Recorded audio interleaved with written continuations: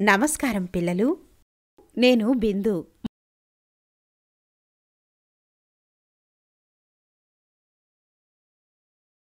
మరియు తిరిగి స్వాగతం. మునుపటి సెషన్లో మనం సస్పెన్షన్లు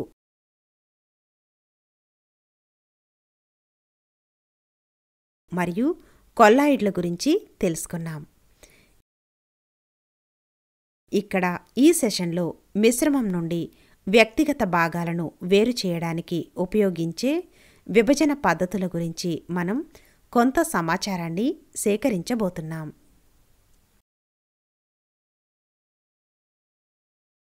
అభ్యాస ఫలితాలు. ఈ సెషన్ ముగింపులో మీరు దీని గురించి అర్థం చేసుకోగలరు. బాష్పీభవనం,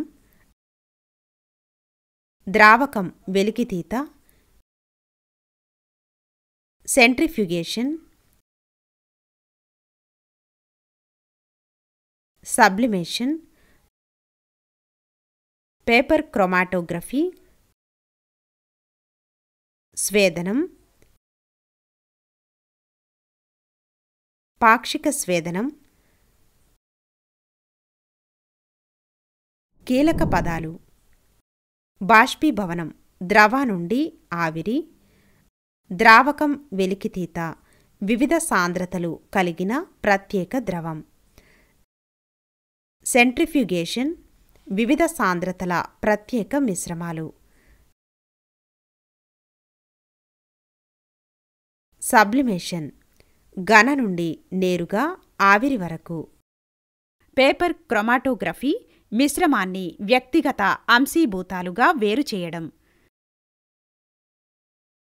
స్వేదనం ద్రవంగా ఆవిరికి ఆపై వేడి చేయడం లేదా చల్లబరచడం ద్వారా తిరిగి ద్రవానికి, అంశిక స్వేదన ప్రక్రియ ద్రవ మిశ్రమాన్ని బాష్పీభవన స్థానంలో భిన్నమైన భాగాలుగా విభజించడం. సెషన్ ప్రారంభించే ముందు ఈ కాన్సెప్ట్ మ్యాప్ని చూద్దాం.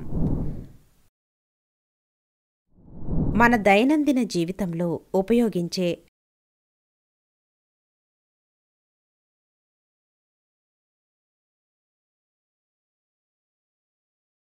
ఏరివేయుట, జల్లెడ పట్టుట, వడపోత మొదలైన సాధారణ భౌతిక పద్ధతుల ద్వారా భిన్నమైన మిశ్రమాలను వాటి సంబంధిత అణుఘటకాలుగా విభజించవచ్చు. కొన్నిసార్లు మిశ్రమం యొక్క అంశీభూతాలను వేరుచేయడానికి ప్రత్యేక పద్ధతులను ఉపయోగించాల్సి ఉంటుంది. మిశ్రమం యొక్క అంశీభూతాలను వేరుచేయడానికి ఒక నిర్దిష్ట పద్ధతి యొక్క ఎంపిక మిశ్రమం యొక్క భాగాల లక్షణాలపై అలాగే వాటి భౌతిక స్థితిపై ఆధారపడి ఉంటుంది.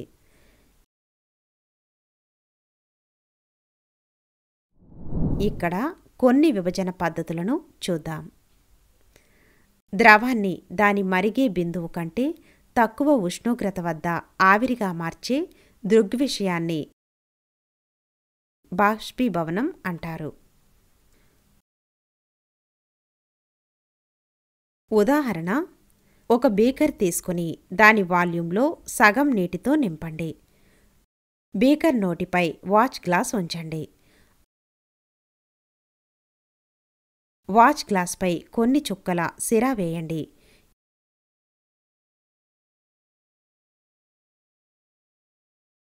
ఇప్పుడు బేకర్ను వేడి చేయడం ప్రారంభించండి.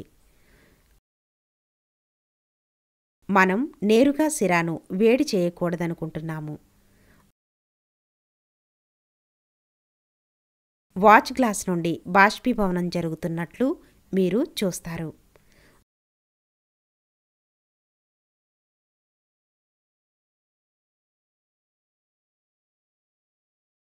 వాచ్ గ్లాస్పై మీరు తదుపరి మార్పును గమనించని వరకు వేడి చేయడం కొనసాగించండి.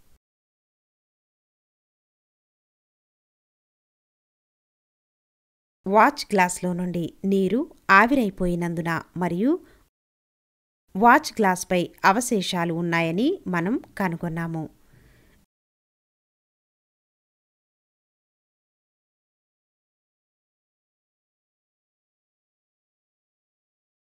సిరా నీటిలో ఒక రంగు యొక్క మిశ్రమం అని మనకు తెలుసు. ఈ విధంగా మనం బాష్పీభవనాన్ని ఉపయోగించి సిరాలోని భాగాలను వేరు చేస్తాము. విడదీసే గరాటును ఉపయోగించి ద్రావకం వెలికితీత పద్ధతి ద్వారా రెండు కలపని మిశ్రమంగా లేని ద్రవాలను వేరు చేయవచ్చు. మిశ్రమం లేని ద్రవాలు వాటి సాంద్రతను బట్టి పొరలుగా విడిపోతాయి.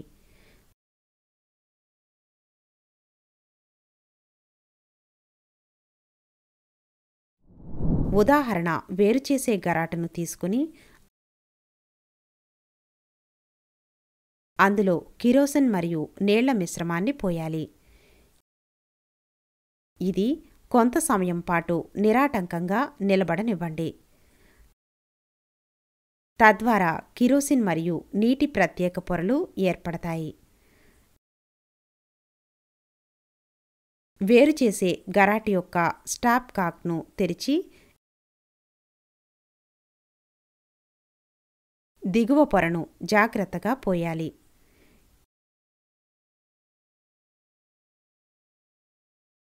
కిరోసిన్ స్టాప్ కాక్కి చేరినప్పుడు వేరుచేసే గరాటు యొక్క స్టాప్ కాక్ను మూసివేయండి.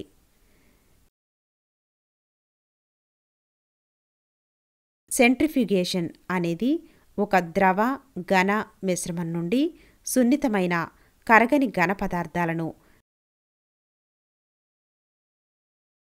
సెంట్రిఫ్యూజ్ అని పిలిచే యంత్రంలో వేరుచేసే ప్రక్రియ.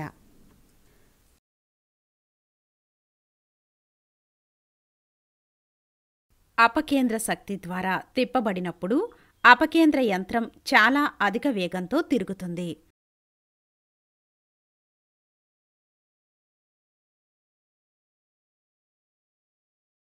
సూత్రం ఏమిటంటే, దట్టమైన కణాలు కిందికి బలవంతంగా ఉంటాయి మరియు తేలికైన కణాలు వేగంగా తిరుగుతున్నప్పుడు పైభాగంలో ఉంటాయి.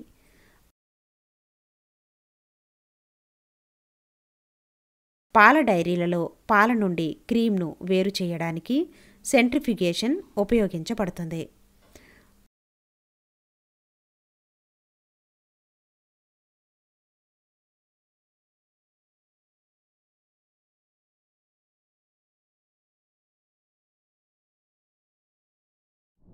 కొన్ని ఘన పదార్థాలు వేడి చేసినప్పుడు ద్రవస్థితిని పొందడానికి నేరుగా ఘన స్థితి నుండి వాయుస్థితికి మారతాయి.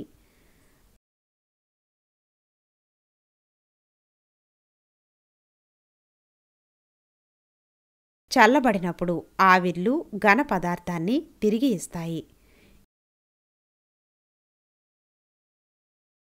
ఈ ప్రక్రియను ఉత్పతనం, సబ్లిమేషన్ అంటారు. ఉదాహరణ, సాధారణ ఉప్పు మరియు అమోనియం క్లోరైడ్ మిశ్రమాన్ని చైనా డిష్లో తీసుకోండి.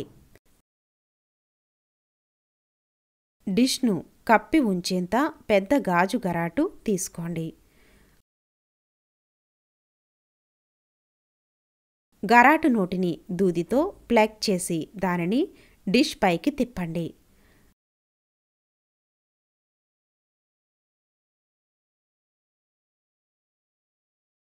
స్టవ్ మీద డిష్ ఉంచండి మరియు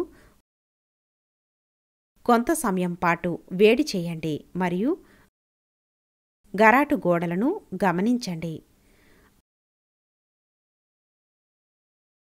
ప్రారంభంలో మీరు గరాటు గోడలపై అమోనియం క్లోరైడ్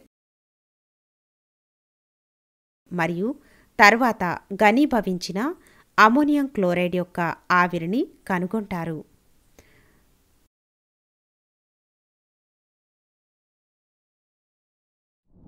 క్రోమాటోగ్రఫీ అనేది మిశ్రమంలోని వివిధ భాగాలను ఒకే ద్రావకంలో వాటి విభిన్న ద్రావణీయత ఆధారంగా వేరు చేయడానికి ఉపయోగించే సాంకేతికత.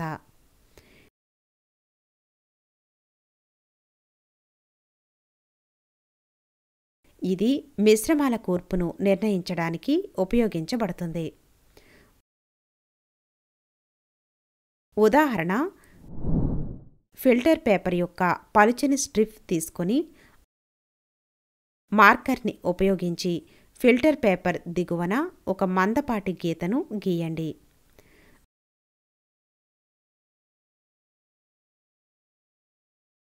బీకర్లో కొంచెం నీరు పోసి పేపర్ స్ట్రిప్ను పెన్సిల్ మరియు సెల్లో టేప్ సహాయంతో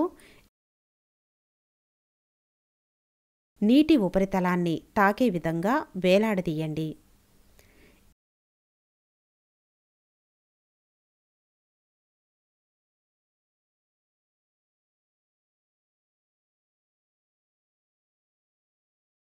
ఇంక్ లైన్ లేదా మార్క్ నీటిని తాకకుండా చూసుకోండి.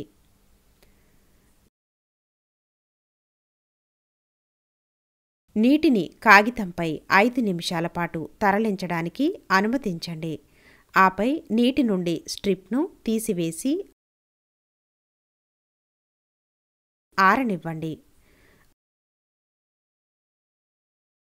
మనం ఉపయోగించే సిరాలో నీరు ద్రావకం వలె ఉంటుంది మరియు రంగు దానిలో కరుగుతుంది.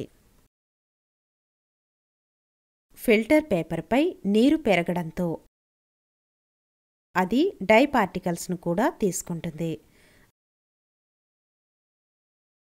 సాధారణంగా రంగు అనేది 2 లేదా అంతకంటే ఎక్కువ రంగుల మిశ్రమం. నీటిలో ఎక్కువగా కరిగే రంగుల భాగం వేగంగా పెరుగుతుంది మరియు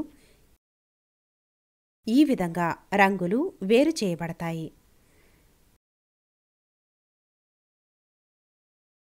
రెండు మిశ్రమ ద్రవాలను కలిగి ఉన్న మిశ్రమం యొక్క భాగాల విభజనలో స్వేదనం ఉపయోగించబడుతుంది.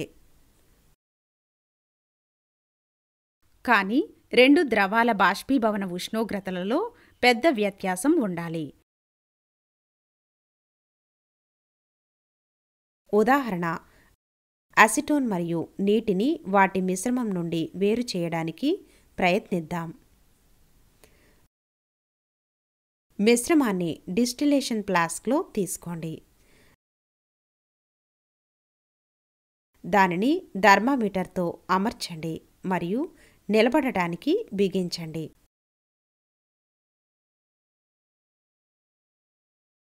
కండెన్సర్ను ఫ్లాస్క్కి అటాచ్ చేయండి మరియు కండెన్సర్కి అవతలి వైపు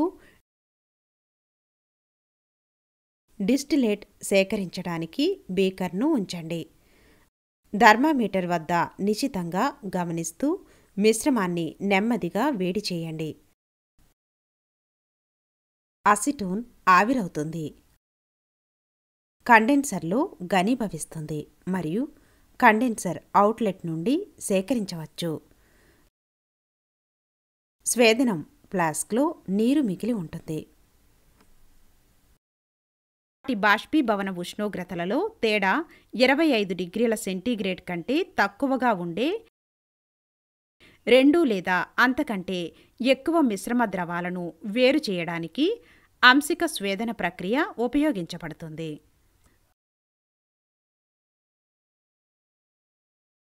స్వేదనం ఫ్లాస్క్ మరియు కండెన్సర్ మధ్య ఒక స్వేదన గది అమర్చబడి ఉంటుంది తప్ప సాధారణ స్వేదనం కోసం ఉపకరణం వలె ఉంటుంది.